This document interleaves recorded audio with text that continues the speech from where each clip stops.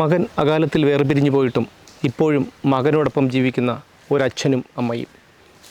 സുനിൽകുമാറും രഞ്ജിതയും.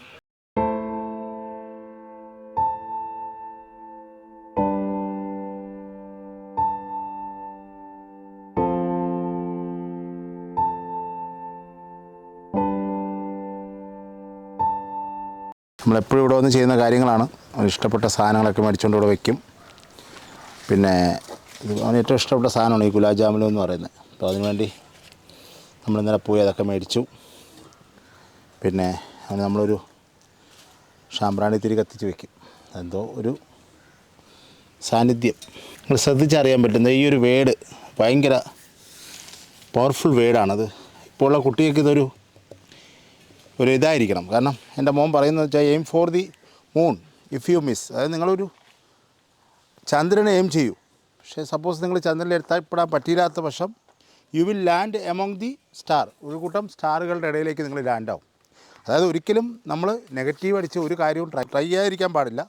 Try ചെയ്യുക, നമുക്ക് കിട്ടും. കിട്ടിയില്ലെങ്കിൽ പോലും നമ്മൾ സേഫായിട്ട് എടുത്ത് തന്നെ ലാൻഡാവും. നമുക്ക് വീണ്ടും അതിലോട്ടുള്ള ഒരു പ്രചോദനം കിട്ടും. അങ്ങനെ ഒരു പോസിറ്റീവ് മൈൻഡുള്ളൊരു കുട്ടിയായിരുന്നു എൻ്റെ കുട്ടി. ഇനിയിപ്പോൾ നമ്മളിവന് ഇവൻ്റെ അമ്മ ഇവന് ഇഷ്ടപ്പെട്ട ബിരിയാണി, അവന് സാധാരണ രീതിയിൽ നമ്മൾ ചോറാണ് അവന് കൊണ്ടുവരുന്നത്. ഇന്നിപ്പോൾ നമ്മളത് മാറ്റി ക്രിസ്മസ് ആയതുകൊണ്ട് കൊച്ചിന് നമ്മൾ ബിരിയാണിയാണ് കൊണ്ടുവന്നത്. അപ്പോൾ നമ്മൾ അവനെ കുറച്ച് ബിരിയാണിയൊക്കെ കൊടുത്ത് ഇവൻ പോയതിനു ശേഷം ഇതുവരെ നമ്മളിവിടെ നോൺ വെജ് ഇവന് കൊണ്ടുവന്നിട്ടില്ല. ഒരു പ്രാവശ്യം അതിനൊരു സംഭവം എന്ന് വെച്ചാൽ നമ്മളിത് അറിഞ്ഞുകൊണ്ട് ചെയ്തതല്ല. ഒരു പ്രാവശ്യം ഇവന് മീൻ പൊരിച്ചതൊക്കെ എടുത്ത് വെച്ചു. പക്ഷേ നമ്മളിവിടെ നിന്ന് ഇറങ്ങി ആ മീൻ പൊരിച്ചത് നമ്മൾ വീട്ടിൽ മറന്നുപോയി. അന്ന് നമുക്ക് മനസ്സിലായി ഇവന് നോൺ വെജ് ഇവിടെ കൊണ്ടുവരണതിന് ഇഷ്ടമില്ല. അതിനുശേഷം നമ്മളിതുവരെ നോൺ വെജ് ഒന്നും മോന് കൊണ്ടുവന്നിട്ടില്ല. വെജിറ്റേറിയൻ ആയിട്ടും ഇപ്പം ഒരു പക്ഷേ ഞാനും ഇപ്പം വെജിറ്റേറിയൻ ആയിരിക്കും. അതുകൊണ്ടായിരിക്കും അവനും വെജിറ്റേറിയൻ ആയിരിക്കണം. അതുകൊണ്ടായിരിക്കും അവൻ സമ്മതിക്കാത്തതെന്ന് തോന്നുന്നു. തിങ്കളാഴ്ച അല്ലെങ്കിൽ ഞായറാഴ്ച നമ്മളിവിടെ വന്നിരിക്കും. അങ്ങനെയുള്ള ഫുഡ് കൊടുത്തിരിക്കും. അവന് ഇഷ്ടപ്പെട്ട എന്തെങ്കിലും ഒരു സാധനം നമ്മൾ മേടിച്ചുകൊണ്ട് വരും. അപ്പം നമ്മുടെ ക്രിസ്മസ് ആഘോഷം ഇന്ന് കൊച്ചിൻ്റെ കൂടെയാണ്. ഇവിടെയാണ് ഇന്ന് നമ്മുടെ ക്രിസ്മസ് ആഘോഷം. അവന് ഇഷ്ടപ്പെട്ട പായസം മോനാണ്. മോനെല്ലാം കഴിക്കണം. അതിനുശേഷം അച്ഛൻ കഴിക്കത്തുള്ളൂ. ബാബ കഴിച്ചോ കേട്ടോ. ബാ ഒന്ന് കഴിച്ചോ. മക്കൾ വന്ന് ഫുഡൊക്കെ കഴിച്ചിട്ട് വേണം. നമുക്ക് ഒരുപാട് കാര്യങ്ങളൊക്കെ പറയണ്ടേ. പെട്ടെന്ന് ഫുഡ് കഴിച്ചാലേ നമുക്ക് കാര്യങ്ങളൊക്കെ പറയാൻ പറ്റും. ബാ കഴിക്കും. വേർപാടുകൾ ഇന്നും വേദനാജനകം തന്നെയാണ്. പക്ഷേ അത് എത്രത്തോളം തീവ്രമാണ് എന്ന് മനസ്സിലാക്കണമെങ്കിൽ ഇതുപോലുള്ള ജീവിതങ്ങൾ കാണണം. ഇവരുടെ മകൻ സൂരജ് കൃഷ്ണ മരണപ്പെടുന്നത് ഇക്കഴിഞ്ഞ മാർച്ച് 26-നാണ്. അതിനുശേഷം മകൻ തങ്ങളോടൊപ്പമുണ്ട് എന്ന വിശ്വാസത്തിൽ ജീവിക്കുകയാണ് ഈ അച്ഛനും അമ്മയും. എല്ലാ ഞായറാഴ്ചയും അല്ലെങ്കിൽ തിങ്കളാഴ്ചയും മുടങ്ങാതെ മകനെ അടക്കം ചെയ്തിരിക്കുന്ന കല്ലറയ്ക്ക് മുന്നിലെത്തി അവനിഷ്ടമുള്ള ഭക്ഷണ പദാർത്ഥങ്ങൾ വിളമ്പി അവനോട് വർത്തമാനം പറഞ്ഞ് അവനോടൊപ്പം ഭക്ഷണം കഴിച്ച് ജീവിക്കുന്ന ഈ അച്ഛനമ്മമാർ ഒരത്ഭുതം തന്നെയാണ്. കേക്കൊന്നും വാങ്ങിച്ചില്ല കേട്ടടാ. എന്തായാലും ജനുവരി 13 ബർത്ത്ഡേ വരെയല്ല. അപ്പോൾ അത് ജനുവരി 13 കൊച്ചിൻ്റെ ബർത്ത്ഡേ ആണ്. അപ്പോൾ അന്ന് കേക്ക് മുറിക്കാം. ക്രിസ്മസിനുള്ള കേക്ക് നമ്മൾ മാറ്റി വെച്ചു കേട്ടാ. നമുക്ക് ക്രിസ്മസ് ഇല്ല. അതുകൊണ്ട് നമ്മൾ ക്രിസ്മസ് ഇപ്രാവശ്യം ഇല്ല വീട്ടിൽ. നമ്മൾ ക്രിസ്മസ് ഒന്നും ഇല്ലാതെ ഇപ്രാവശ്യം നമുക്ക് ക്രിസ്മസിന് നമ്മളിങ്ങോട്ട് വരില്ല കേട്ടടാ. നമുക്ക് മക്കളെ 13 ജന്മദിനം വരെയല്ലേ. അപ്പോൾ നമുക്ക് മുറിക്കാം കേട്ടാ. അങ്ങനെ ഡ്രസ്സൊക്കെ വാങ്ങിച്ചുകൊണ്ട് വെച്ച് ക്രിസ്മസിനുള്ള കിട്ടിയല്ലോ. കിട്ടിക്കൊണ്ട് വെച്ച് അവൻ്റെ റൂമിൽ കൊണ്ട് വെച്ചിട്ടുണ്ട്. ഞാൻ എനിക്ക് ഇഷ്ടപ്പെട്ട മുട്ടായി, ലേസ്. ഇന്നലെ ഈ ഗുലാബ് ജാമുലിയേ അച്ഛൻ ഗുലാബ് ജാമുൻ എടുത്തിട്ട് അമ്മ പറഞ്ഞു ലഡു മതിയെന്ന് പറഞ്ഞു. അപ്പോൾ അച്ഛൻ പറഞ്ഞ് അവൻ്റെ അടുത്ത് പറഞ്ഞ് എടാ ഗുലാബ് ജാമുൻ വേണ്ട, ലഡു മതി. എന്നിട്ട് അവൻ തന്നപ്പം ഗുലാബ് ജാമുൻ തന്നെ ആയി. നിനക്ക് ഇഷ്ടപ്പെട്ട സാധനം തന്നെ ആയി. പിന്നെ അത് തന്നെ അങ്ങ് വാങ്ങിച്ചുകൊണ്ട് വന്നു. അതുകൊണ്ട് ഇത് കണ്ട നിൻ്റെ ഫോട്ടോ എടുത്ത് ലോക്കറ്റൊക്കെ നമ്മൾ ഉണ്ടാക്കിയണ്ട. നീ അച്ഛൻ ഇന്നലെ ഉണ്ടാക്കി കൊടുത്തേനെ അമ്മയ്ക്ക്. നിൻ്റെ ഫോട്ടോ ഉണ്ട്. അമ്മയ്ക്ക് എപ്പോഴും നെഞ്ചോട് ചേർത്ത് വയ്ക്കുക.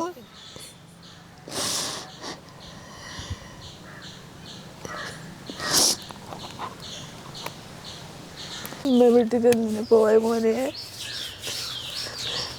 നീ കളിക്കൂട്ടുകാരല്ലായിരുന്ന. ഇങ്ങനെ ഒരു മോനെ അമ്മ സ്നേഹിച്ച് കാണില്ല.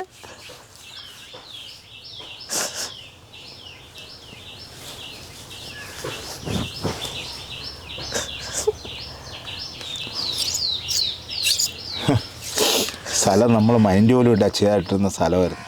ഇപ്പം ഈ സ്ഥലമാണ് നമുക്ക് നമ്മുടെ ജീവിതത്തിലെ ഏറ്റവും വലിയ സ്ഥലം. ഇങ്ങോട്ട് തിരിഞ്ഞു പോലും നോക്കൂലായിരുന്നു ഒരു സമയത്ത്. ഇല്ലടാ ഈ സ്ഥലം ഉണ്ടോണ്ടല്ലേ മക്കളെ നിന്നെ കൊണ്ട് ഇവിടെ കൊണ്ടുവരാനെങ്കിലും പറ്റും. വലിയൊരു കാര്യമായിപ്പോൾ ഇപ്പോൾ ഈ സ്ഥലം. ഒരാഴ്ചക്ക് മുമ്പേ നീ ഇവിടെ സ്ഥലം നീ കാട് വൃത്തിയാക്കണം എന്നൊക്കെ പറഞ്ഞല്ലോ. പക്ഷെ നീ ഇവിടെ വരാനാണെന്ന് അറിഞ്ഞില്ല. കുറച്ചുകൂടെ നാളൊക്കെ നിനക്ക് നമ്മളോട് ജീവിക്കായിരുന്നടാ മക്കളെ. കുറച്ചുകൂടെ മതിയായിരുന്നടാ. ഒരു 1-2 വർഷം കൂടെ കിട്ടിയതെങ്കിലും കുഴപ്പമില്ലായിരുന്നു. അച്ഛനും മതിയായില്ലടാ മക്കളെ നിൻ്റെ കൂടെ ജീവിച്ചേ. എന്തിനു മക്കളെ നമ്മൾ എത്രത്തോളം സ്നേഹിച്ചു. 1-2 വർഷം കൂടെയൊക്കെ നമുക്ക് അച്ഛനോട് ഉണ്ടായിരുന്നേ ഇതിന് കുറച്ചുകൂടെയൊക്കെ ഒരു ധൈര്യം കിട്ടിയില്ലേടാ പൊട്ടാ. നീ പെട്ടെന്നങ്ങ് പോയപ്പോഴേ തളർന്നു വീടാ മോനെ. പിന്നെ നിന്നെ ഡോക്ടറാക്കാൻ പറ്റിയില്ല. പക്ഷേ നീ ഡോക്ടർ തന്നെയാണ് കണ്ടില്ലേ. അച്ഛൻ എഴുതി വെച്ചില്ലേടാ. ദീപ്ര എനിക്ക് നിനക്ക് എന്ത് വേണം പറ. നീ ഡോക്ടറാണ്. അച്ഛനും അമ്മയ്ക്കും നീ എന്നും ഡോക്ടർ തന്നെയാണ്. അതൊന്നും ഒരിക്കലും ആരെക്കൊണ്ടും മാറ്റാൻ പറ്റില്ല വാവേ. ഞാൻ മരിച്ചാൽ എനിക്ക് നിൻ്റെ തൊട്ടടുത്ത് ഇവിടെ മതി. ഞാൻ ഇവിടെ കിടക്കോളൂ കേട്ടാ. അച്ഛനെ ഇവിടെ വേണം കിടത്താൻ കേട്ടടാ. കേട്ടാ നീ വിഷമിക്കണ്ട. അച്ഛനമ്മയും കരയണമെന്ന് പറഞ്ഞ് മക്കൾ വിഷമിക്കണ്ട. അച്ഛനമ്മയും എങ്ങനെയാണ് മക്കളെ കരയായിരിക്കുന്നത് പറയാം. നീ തന്നെ പറ. കുട്ടു നീ തിരിച്ചു വാ കുട്ടു. അമ്മയ്ക്ക് പറ്റണില്ലടാ കുട്ടു.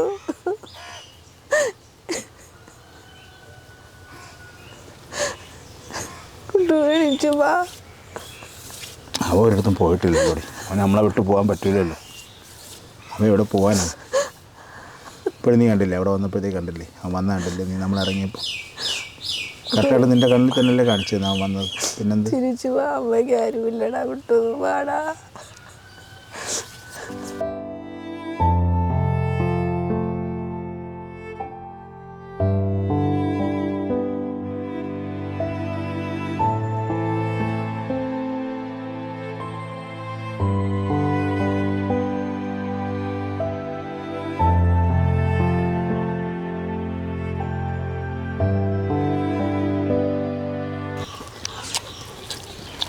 നമുക്കിനിയിപ്പം എൻ്റെ ബർത്ത്ഡേ വരെയല്ലേ.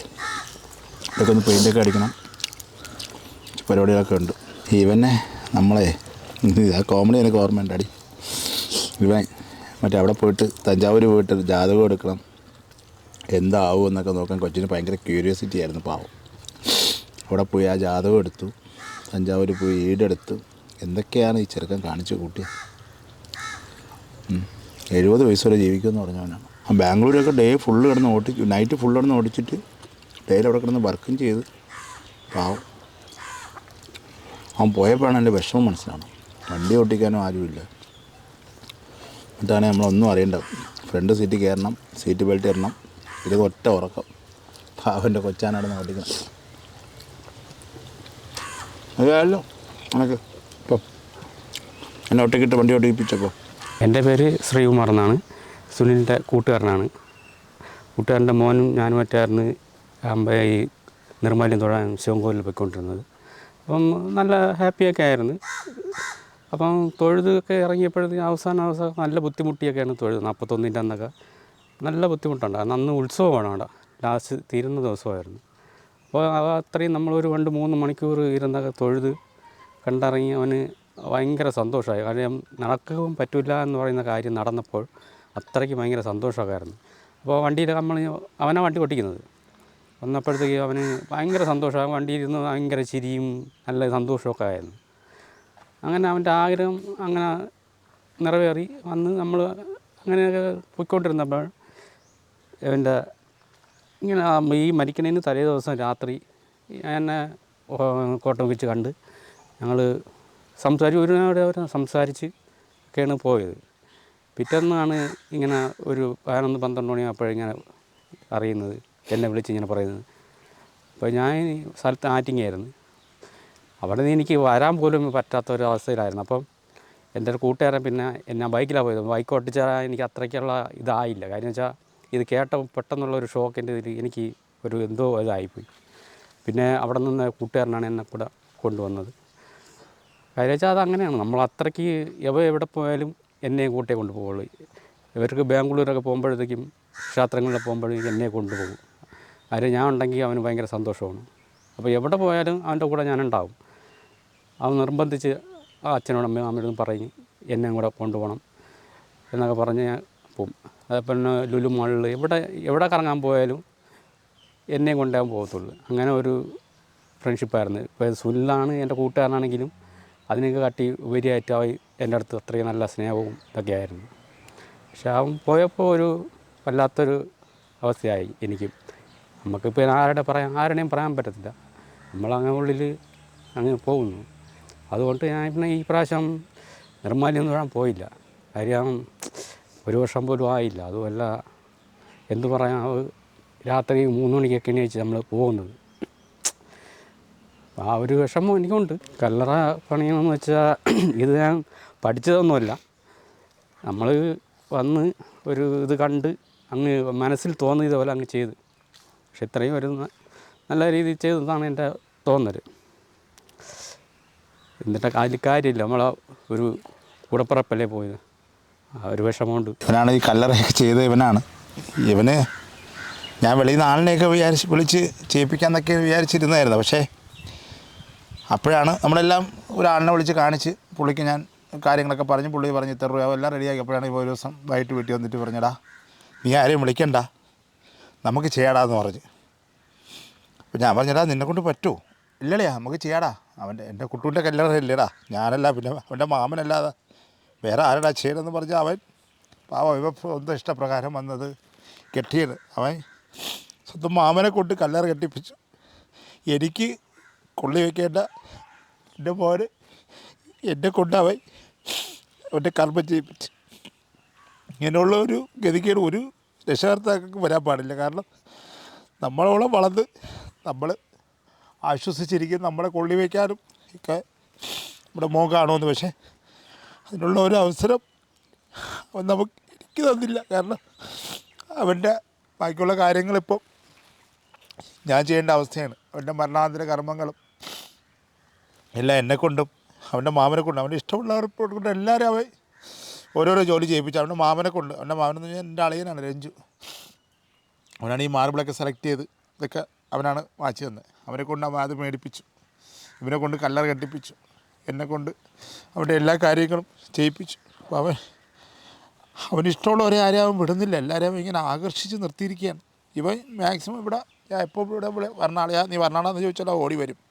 കാരണം അവനും അത്രയ്ക്ക് ഇഷ്ടമായിരുന്നു. കാരണം ഇവർ നിർമ്മാല്യം തൊഴാൻ പോയ സമയത്ത് ഞാൻ ഇവനെ വിളിച്ച് പറഞ്ഞടാ, കൊച്ചിനെ കൊണ്ട് നിർമ്മാല്യം തൊഴാൻ കുഴപ്പമില്ല, ഒരു 4-5 തൊഴുതിട്ട് നീ അങ്ങ് നിർത്തിക്കളയണം. കാരണം അതൊന്നും പറ്റണ കാര്യങ്ങളല്ല, അവനെ കൊണ്ട് പറ്റൂല. പിന്നെ എന്തെങ്കിലുമൊക്കെ മുടക്കങ്ങൾ വരും, അല്ല മരിപ്പോ വല്ലതും ഒക്കെ വരും എന്ന് ഞാൻ ഇവനെ പേഴ്സണലായിട്ട് വിളിച്ച് പറഞ്ഞു. അപ്പോൾ ഇവൻ ഞാളെ അത് കുഴപ്പമില്ലടാ, ഞാൻ അവനെ 2-3 ദിവസം കഴിഞ്ഞിട്ട് മാറ്റിക്കോണം. പക്ഷേ അവൻ്റെ ആ ഒരു സ്പിരിറ്റും ആ തൊഴുവപ്പോൾ അവനുണ്ടാകുന്നൊരു സന്തോഷവും ഒക്കെ കണ്ടപ്പോൾ ഇവൻ തന്നെ അതെല്ലാം മറന്നു. ഞാൻ പറഞ്ഞേക്ക് ഇവൻ മറന്നു. അവന് മാക്സിമം അവനോട് സപ്പോർട്ട് ചെയ്ത് അവനെ കൊണ്ട് 41 ദിവസം നിർമ്മാല്യം തൊഴിപ്പിച്ചു. അതൊന്നും ഒരു 20 വയസ്സ് 19 വയസ്സും 10 മാസമാണ് എൻ്റെ കൊച്ചത് തൊഴുന്ന സമയത്ത്.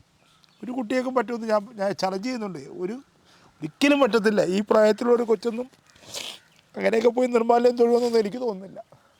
എന്തായാലും കാവടി വ്രതമെടുത്ത് ഇപ്രാവശ്യം എൻ്റെ കൊച്ച് അഗ്നിക്കാവടി എടുക്കണമെന്ന്. കഴിഞ്ഞ പ്രാവശ്യം അഗ്നിക്കാവടിക്ക് നറുക്കിട്ടിട്ട് കിട്ടിയില്ല എന്ന് പറഞ്ഞ് വീട്ടിൽ ഒന്ന് ഭയങ്കര കരച്ചിനും ബഹളമൊക്കെ ആയിരുന്നു.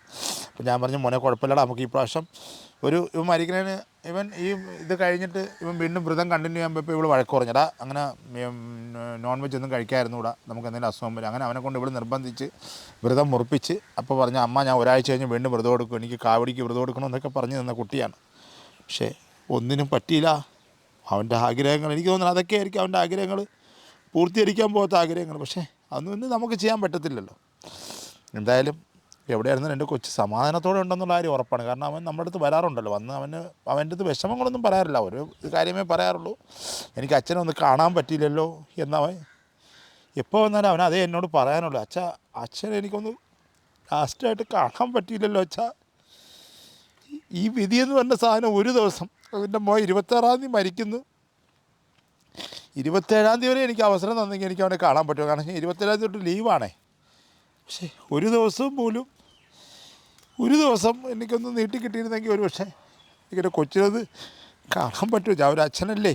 കാരണം ഇത്രയൊക്കെ വളർത്തി വലുതാക്കി പ്രതീക്ഷയൊക്കെ വലുതാക്കിയിട്ട് അവസാനം മക്കൾ മരിക്കുമ്പം കാണാൻ പോലും ജീവനോടെ പറ്റാത്ത ഒരു രക്ഷകർത്താവിനെ കണക്ക് ശാപം പിടിച്ചൊരു രക്ഷകർത്താവ് ലോകത്ത് വേറെ ആരും കാണത്തില്ല. ഞാൻ ശപിക്കപ്പെട്ടവരായിരിക്കാം, പക്ഷേ ആ ശാപം കൂടെ എൻ്റെ കൊച്ചിന് എന്തിനു കൊടുത്തു എന്ന് എനിക്ക് നീ മനസ്സിലാവാത്തൊരു കാര്യം അതാണ്. നമ്മളൊന്നും ആർക്കും, ഞാനിതുവരെ അറിഞ്ഞുകൊണ്ട് ആർക്കും ഒരു ഉപദ്രവം ചെയ്യാൻ ശ്രമിക്കാറില്ല. പിന്നെ വാശിയും കാര്യങ്ങളൊക്കെ ഉണ്ട്, നമ്മൾ വല്ല വഴക്കൂടും, അതൊക്കെ അല്ലാതെ. പക്ഷേ അങ്ങനെയുള്ള എനിക്ക് പോലും ഈ ഒരു ഗതി വന്നതിന് ശേഷം ഞാനിപ്പം ഒരു നല്ല കാര്യങ്ങളും ചെയ്യാൻ മനസ്സനുവദിക്കുന്നില്ല. ചെയ്തുകൊണ്ടിരുന്നതാണ്, പക്ഷെ ഇപ്പോഴൊന്നും ഒരു താല്പര്യമില്ല. ഇപ്പം അതിനോടൊന്നും ചെയ്യാനൊന്നും ഒരു താല്പര്യമില്ല. മനസ്സാപ്പടം മരവിച്ച് ഉള്ളൊരവസ്ഥയാണ്. ഒരു രക്ഷകർത്താക്കൾക്കും ഇങ്ങനെയുള്ളൊരു ഗതികേട് വരാതിരിക്കട്ടെ എന്ന് മാത്രമേ എനിക്ക് ഞാൻ എപ്പോഴും പറയുന്നൊരു കാര്യം അതാണ്.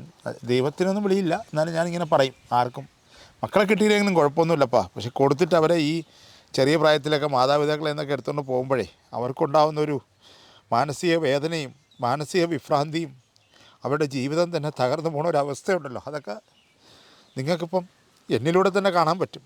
അങ്ങനെ എത്രയോ കുടുംബങ്ങൾ കാണുമായിരിക്കാം, പക്ഷേ ഇങ്ങനെയൊന്നും ആർക്കും ഉണ്ടാവാതിരിക്കട്ടെ. ഈ ലോകത്ത് ഒരിക്കലും എന്നെപ്പോലെ, എൻ്റെ ഭാര്യയെപ്പോലെയും എൻ്റെ സുഹൃത്തുക്കളെപ്പോലെയും എൻ്റെ മോൻ്റെ വേർപാടിൽ വിഷമിക്കുന്ന ആ ഒരവസ്ഥ ആർക്കും ഉണ്ടാവാതിരിക്കട്ടെ. ഓരോരുത്തരുടെയും മനസ്സിൽ നൊമ്പരമുണർത്തുകയാണ് ഈ അച്ഛനും അമ്മയും. ഒരുപക്ഷേ ലോകത്തെ ഏറ്റവും ഭാഗ്യവാനായ മകൻ സൂരജ് കൃഷ്ണ തന്നെയായിരിക്കും. അതുകൊണ്ടാണല്ലോ ഇപ്പോഴും വേർപിരിഞ്ഞു പോയതിനു ശേഷവും സൂരജ് കൃഷ്ണ ഈ അച്ഛനോടും അമ്മയോടും ഒപ്പം ജീവിക്കുന്നത്.